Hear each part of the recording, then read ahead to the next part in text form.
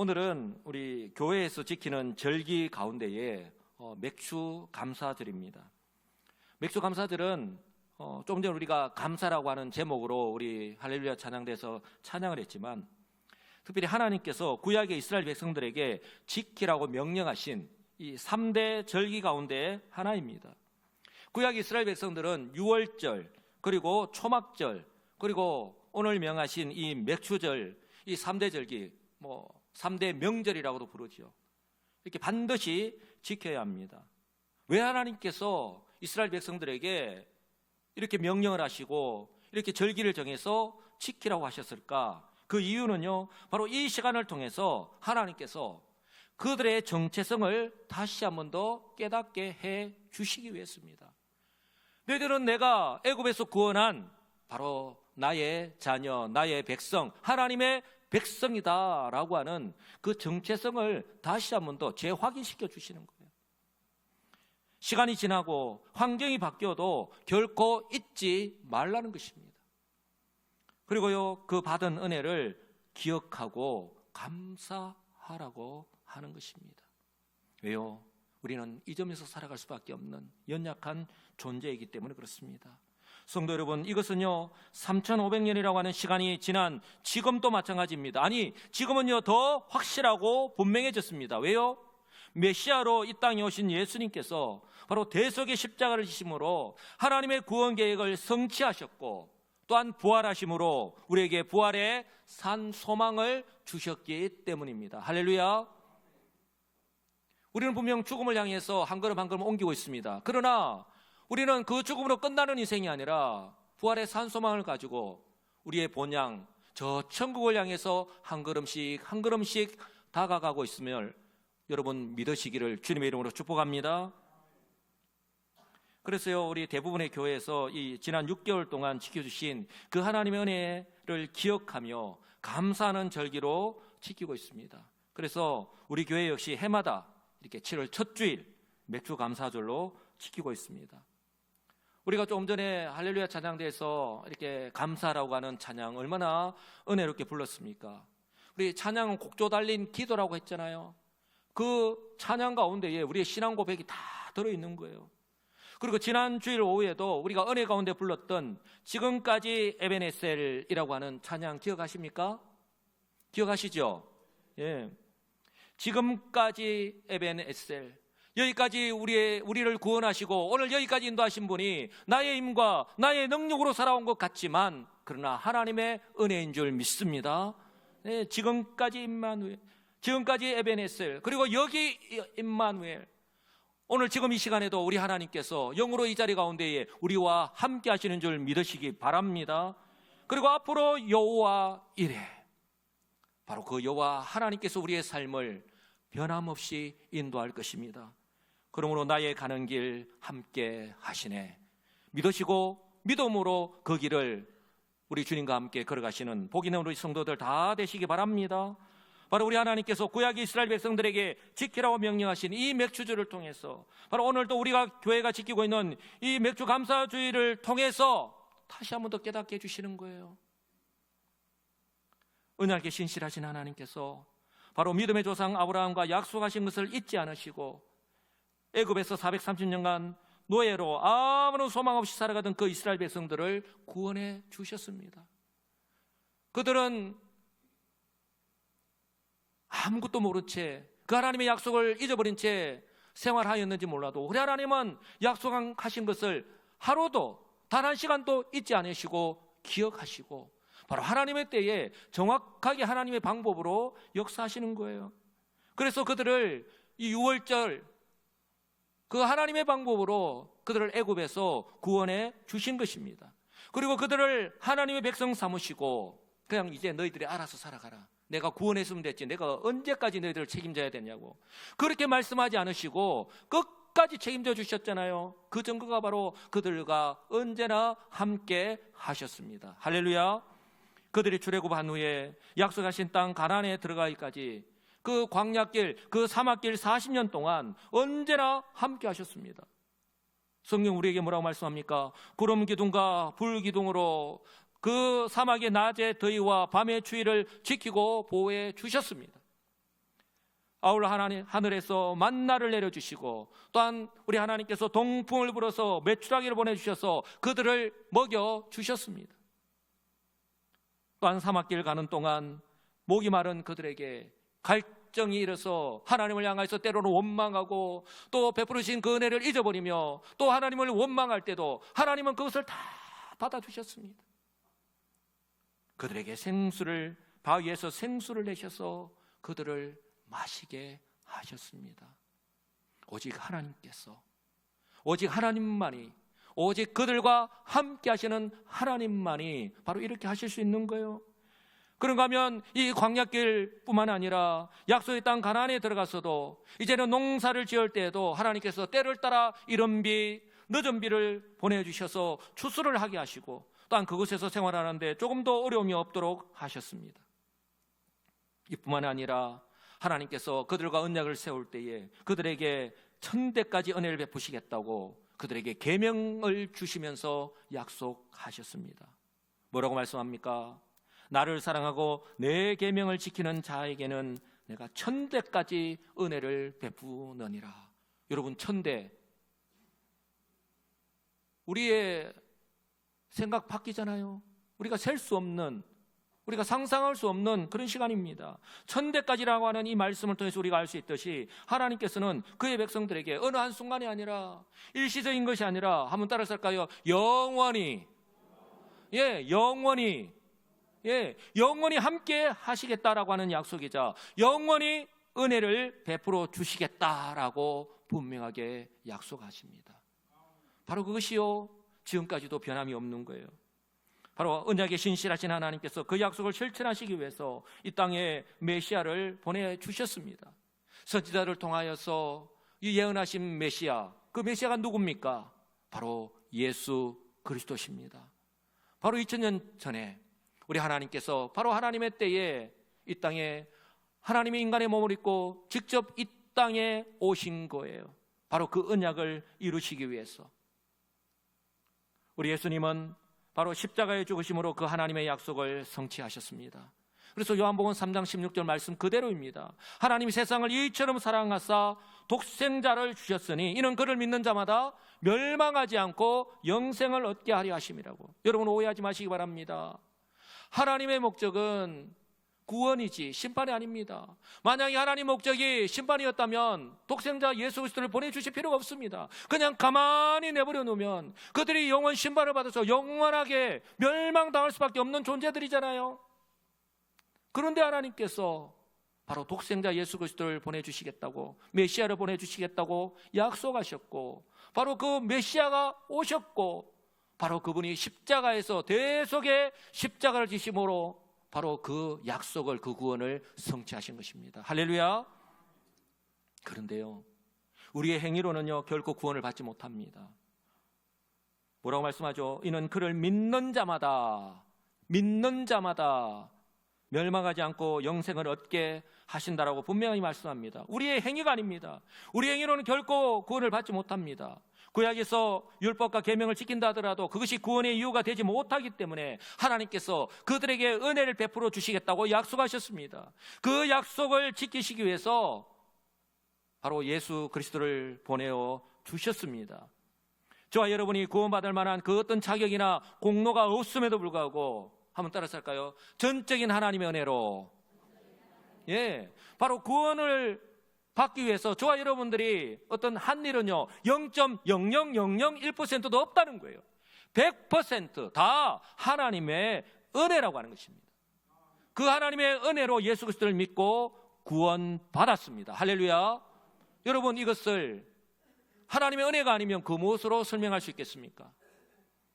성경 또한 분명하게 말씀합니다. 너희는 그 은혜에 의하여 믿음으로 말미암아 구원을 받았으니 이것이 너희에게서 난 것이 아니요 하나님의 선물이라.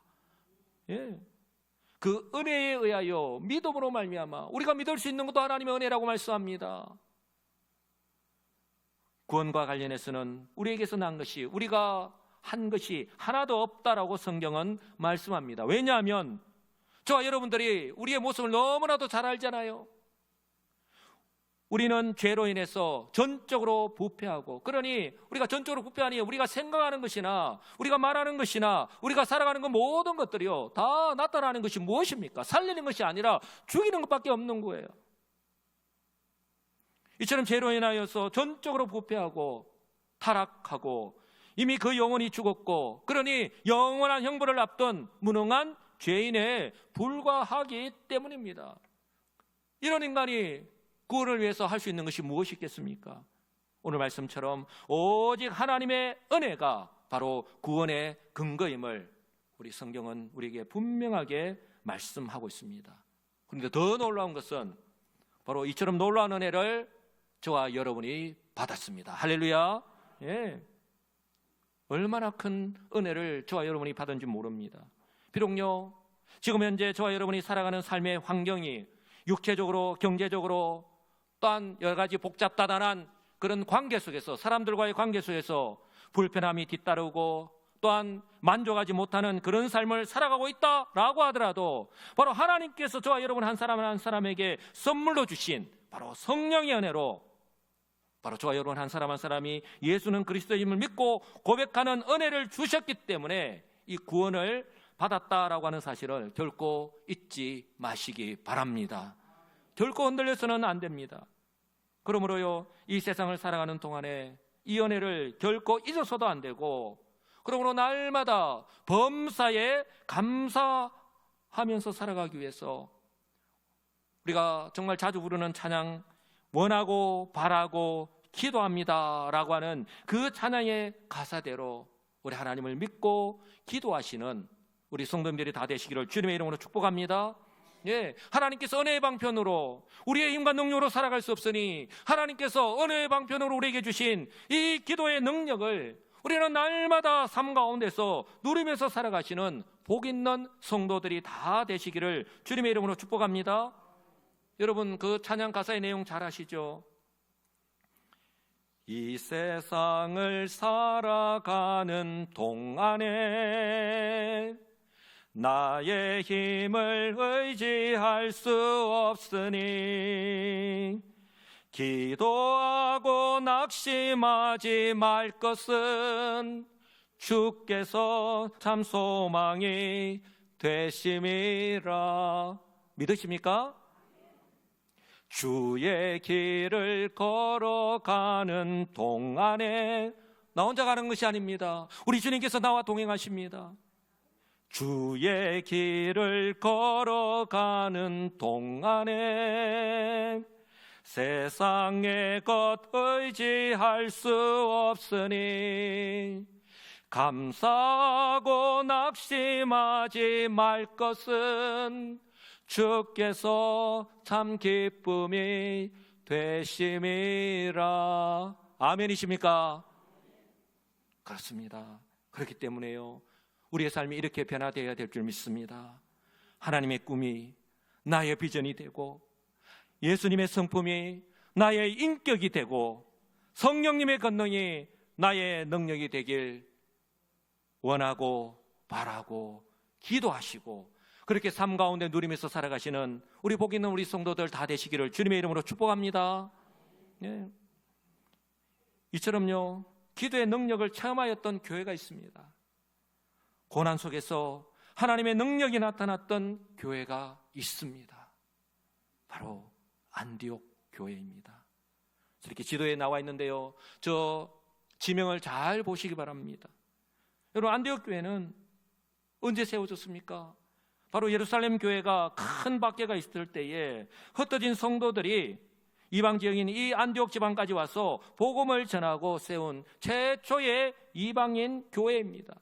여러분 사도행전 7장에 보면 스데반이 그 모여있는 유대인을 향해서 복음을 전하고 이제는 돌로 맞아서 순교당하는 장면이 나옵니다. 이처럼 스데반의 순교 이후에 사도행전 8장에 넘어가면 예루살렘 교회가 큰 박해를 받는 그런 장면들이 나옵니다. 그리고 성도들이요 온 유대와 사마리아 지방으로 그리고 이방 지역으로 흩어지는 그런 모습들이 나옵니다. 바로 이 말씀 그대로입니다. 그때의 스데반의 일로 일어난 환란으로 말미암아 흩어진 자들이 바로 성경이 뭐라고 말씀합니까? 베니게와 좀 전에 지도에서 봤습니다. 베니게와 구브로와 안디옥까지 이르러 유대인에게만 말씀을 전하는데 그 중에 구브로와 구레네 몇 사람이 안디옥에 이르러 헬라인에게도 말하여 주 예수를 전파하니 주의 손이 그들과 함께 하심에 수많은 사람들이 믿고 주께 돌아오더라. 할렐루야. 여러분, 저 사진을 보아서 아시듯이요, 예루살렘에서 저 안디옥 지방까지요, 비행기로 몇 시간요? 5시간 걸린대요. 비행기로 5시간 가는 거리입니다. 그리고 자가용으로 10시간 이상 걸리는 먼 거리입니다. 그런데요, 이 예루살렘 교회 성도들이 교회에 행해지는 그 박해를 피해서 저렇게 먼 곳까지 가서, 여러분, 의기소침하고 좌절하여서 낙심하고 그대로 주저앉아 있는 것이 아니라 뭐 했다고요? 복음을 전했던 거예요. 그들을 변화시킨 그 생명의 복음을, 내 속에서 성령께서 역사하셨기 때문에, 성령으로 충만하였기 때문에 그들이 그곳에 가서도 바로 그 예수 그리스도를 전파하였던 거예요. 십자가에 죽으시고 부활하신 그들을 변화시킨, 그들의 삶을 변화시킨 그 예수 그리스도를 전하였던 거예요.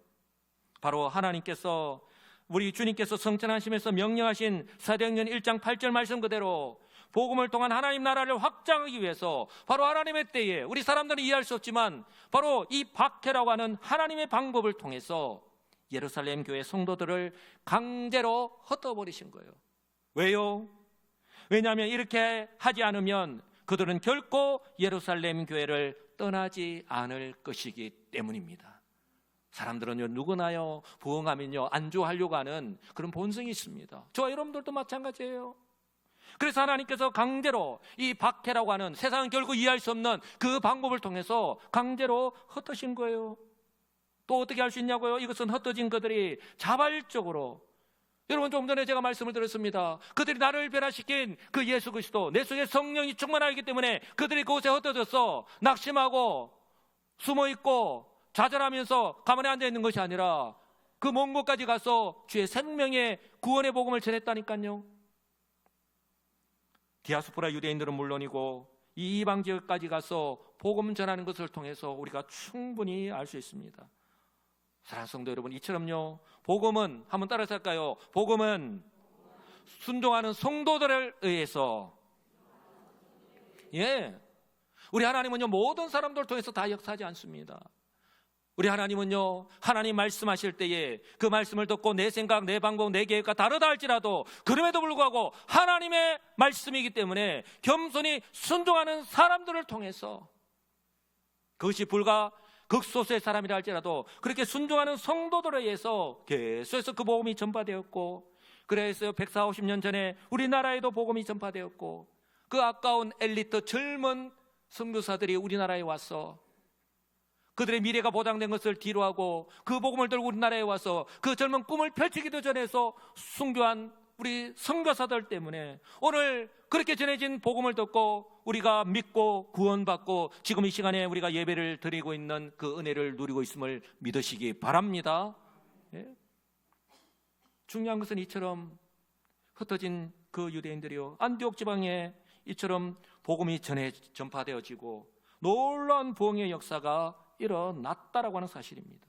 성경에서요 정확하게 그 숫자를 언급하고 있지 않지만 예루살렘 교회가 부흥될 때는요, 베드로가 복음을 전할 때 하루에 3,000명, 하루에 5,000명이 예수를 믿고 주께로 돌아왔다라고 그렇게 말씀하는데, 오늘 안디옥 교회에서 이처럼 복음을 전할 때에 수많은 사람들이 믿고 주께 돌아왔다고 말씀합니다. 정확한 숫자는 말씀하고 있지 않지만 이처럼 이방 지역에 처음으로 세운 안디옥 교회에 예루살렘 교회에서 가장 신망이 두터운 바로 바나바를 파송을 하였고, 바나바는 자기 혼자 그 사역을 감당할 수 없기에 바로 다소에 있는 바울을 데리고 와서 함께 이처럼 예수를 믿고 회심한 그 성도들을 돌아보고 격려하고 또한 가르치는 사역을 한 것을 보면 우리가 충분히 알 수 있습니다. 이후에 안디옥 교회는요 계속해서 부흥 성장했습니다. 안팎으로 대내외적으로 계속해서 눈에 보이게 성장했습니다. 먼저 그 지역 사람들, 여러분 그 이방 지역에 세운 교회가 지금 또 그러하지만 이방 지역에 세운 교회가 지금 또 교회가 하나 세워지게 되면 이 주변에서 인정을 받고 떠나보다는 교회가 부흥하는 것, 자리를 잡는 것 결코 쉽지 않잖아요. 그런데요, 이 안디옥 교회는 그 지역 사람들, 즉 이방인들이 그 안디옥 교회 성도들 향하여서 뭐라고 불렀습니까? 그리스도인이라고 불렀잖아요. 바로 그리스도의 사람이다, 그리스도를 따르는 자라는 뜻으로 그들을 향해서 그리스도인이라고 불렀습니다. 바로 그 이유는요, 안디옥 교회 성도들이 성령으로 충만하였고 그들을 통해서, 그들의 삶을 통해서 성령의 능력이 계속해서 나타났기 때문입니다. 아, 정말 그들이 전하는 대로 예수 그리스도를 따라가는 사람들이구나, 그들이 그 모습을 직접 보았기 때문에 그렇습니다. 아울러요, 예루살렘에 극심한 기근이 있을 때에, 역사적으로 볼 때 AD 46년에 이 유대 땅에 엄청난 기근이 있었다고 합니다. 그때에 이 모교회인 예루살렘 교회가 어려움에 직면하였습니다. 그때 바로 이 안디옥 교회가 모교회인 우리 예루살렘 교회를 돕자, 그래서 구제헌금을 보내기로 결정을 하는 것으로 그치는 것이 아니라 성도 한 사람 한 사람이 정말 힘 닿는 대로 최선을 다하여서 구제헌금을 하였습니다. 그래서 바나바와 바울을 통해서 그 구제헌금을 예루살렘 교회에 바로 전달하였습니다. 이처럼 하나님 말씀대로 형제사랑, 이웃사랑을 실천하는 교회로 계속해서 성장하였던 것입니다. 저는 오늘 이 말씀을 준비하면서 우리 여수시민교회 역시 이런 교회가 되기를 정말 하나님 앞에 기도하면서 우리 여수시민교회 역시 충분히 그렇게 될 수 있다라고 하는 믿음을 갖게 되었습니다. 우리 교회가 이런 교회가 되기를 주님의 이름으로 축복합니다. 중요한 것은요, 바로 우리 하나님께서 땅끝까지 복음을 전하는 이 성교의 사명을 바로 이 안디옥 교회에 맡기셨다라고 하는 사실입니다. 사도행전을 보면요, 12장까지 이 예루살렘 교회에서 예루살렘 교회를 중심으로 이 복음을 전파하는 그 역할을 맡기셨어요. 그런데 13장부터는 안디옥 교회가 이제 세계 선교의 중심이자 바로 그 전초 기지 역할을 하는 것을 우리가 발견하게 됩니다. 그런데요, 이것이 결코 우연히 이루어진 것이 아니다라고 하는 사실입니다. 제가 늘 말씀을 드리지만 우리 하나님의 관심이 어디에 있다라고요? 바로 교회에 있습니다. 성도에게 있습니다. 지금도 우리 하나님의 눈이, 우리 하나님의 얼굴이 지금 예배를 드리는 우리 여수시민교회를 향하고 있는 줄 분명히 믿습니다. 바로 지금 예배를 드리고 있는 우리 성도 한 사람을 향해서 우리 하나님이 지켜보고 계신다는 거예요. 우리 하나님의 눈이 교회를 향하고 있다라고 하는 사실을 꼭 기억하시기 바랍니다. 우리 하나님께서 보실 때에 안디옥 교회라면 충분히 감당할 수 있겠구나. 그래서 땅끝까지 복음을 전하는, 이제는 세계 선교를 향해서 문을 여는 이 역사적인 사명을 바로 안디옥 교회에 맡기셨던 것입니다. 그 원동력이 무엇이라고요? 한번 따라서 하겠습니다. 기도입니다. 그 원동력이 기도예요. 우리 안디옥 교회의 모습은 어떻습니까? 안디옥 교회는 이방인과 유대인들로 구성이 되어 있습니다. 아울러 오늘 말씀에서 우리가 알 수 있듯이 선지자들과 교사들을 비롯해서 니게르라는 루기오, 여러분 니게르는 라틴어로요 검다라고 하는 뜻입니다. 그러니 이 니게르는 시몬은 흑일임을 알 수 있습니다. 그런가 하면 구레네 사람 루기오, 조금 전에 우리가 지도를 통해서 보아서 알듯이 구레네는 아프리카, 북아프리카에 있는 나라입니다. 도시입니다.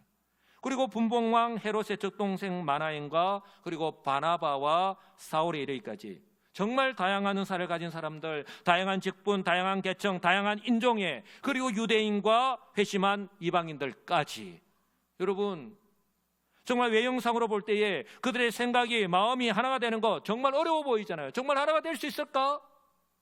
정말 저들이 하나가 되어서 하나님의 저 거룩한 일들을 감당할 수 있을까? 그런데요, 이 모든 것이 다 선입견에 불과했다는 거예요. 나타나는 현실은 어떻습니까? 안디옥 교회는요, 핍박을 피해서 흩어진 성도들이 복음을 전할 때부터 바로 성령의 역사가 나타났습니다. 그런가 하면요, 2절을 보시면 안디옥 교회 지도자들부터요 예배와 기도의 모범을 보였습니다. 지도자들부터 이렇게 예배와 기도의 몸을 보이니 그 안디옥교회 모든 성도들 또한 마음이 하나가 되어서 그렇게 예배하고 그렇게 기도하는 교회였습니다. 그러니 기도의 능력이 나타났던 거예요. 우리 입술로만이 아니라 그들의 삶의 모습을 통해서 바로 이방 지역에서 그들에게 인정을 받는 그리스도인이라고 부를 정도로 그렇게 선한 영향을 나타내는 교회로 자리매김을 했다라고 하는 사실입니다. 이처럼 지도자를 중심으로 온 교회가 한 마음으로 간절히 기도할 때에 성령께서 그들 속에서 역사하지 않겠습니까? 우리 성령께서 바나바와 바울을 선교사로 파송하라 라고 하는 명령을 그들에게 내린 것입니다. 그때 어땠습니까? 우리는 아직 준비가 안 됐습니다. 아직 우리는 이것이 부족합니다. 우리는 이것이 아직 모자랍니다. 그렇게 변명하지 않았습니다. 안디옥교회는 이처럼 하나님께서 선교사를 세워서 파송하라 라고 하는 역사적인 명령을 맡겼을 때에도 그 하나님의 명령 앞에서 온 교회가 간절하게 기도하였고요, 그리고 겸손하게 믿음으로 순종하였습니다. 그래서요, 바나바와 바울을 기독교 역사상 최초의 선교사로 파송하는 교회, 바로 하나님께서 구원 역사를 이루어가시기 위해서 사용하시는 교회가 되었습니다. 할렐루야. 저는 우리 여수시민교회가 바로 이런 교회가 되기를 간절히 소망합니다. 하나님께서 지금도 우리 교회를 사용하고 계십니다. 우리 하나님께서 우리 교회를 얼마나 사랑하시는지 모릅니다. 하나님께서 우리 교회에 정말 우리가 얼마나 어렵고 힘듭니까? 그럼에도 불구하고 해마다 우리가 단기 선교를 떠납니다. 많은 재정을 들여서 많은 분들이 휴가를 내고 시간을 내어서 그곳에 가서 봉사합니다. 올해도 마찬가지입니다. 올해는 작년보다 더 많은 사람들이 더 많은 일정 가운데 더 많은 일정이 추가가 되었습니다. 그러니 물질 또한 많이 필요합니다. 하나님께서 감당할 수 없는 교회를 통해서는 일하지 않습니다. 하나님께서 지금도 일하고 계시는 우리 여수시민교회, 하나님께서 은혜를 부어주시고 계심을 믿으시기 바랍니다. 바라기는요, 우리 여수시민교회 역시 오늘 안디옥교회처럼 기도하는 교회, 기도의 능력이 나타나는 교회, 바로 하나님께서 사용하시는 교회가 되기를 주님의 이름으로 간절히 축복합니다. 그런데 그것이 저절로 되지 않잖아요. 이를 위해서 안디옥교회처럼 우리 하나님께서 기름 부어 세우신 지도자들 중심으로 우리 모든 성도들이 내 생각, 내 방법 다 내려놓고 하나님 앞에 겸손하게 간절히 기도하는 우리 여수시민가 되기를 간절히 소망합니다.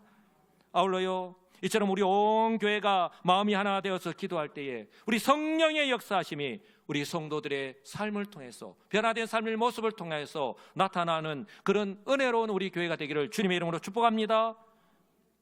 그래서 지금 그 어느 때보다 위기다, 우리가 몸소 경험하고 있잖아요.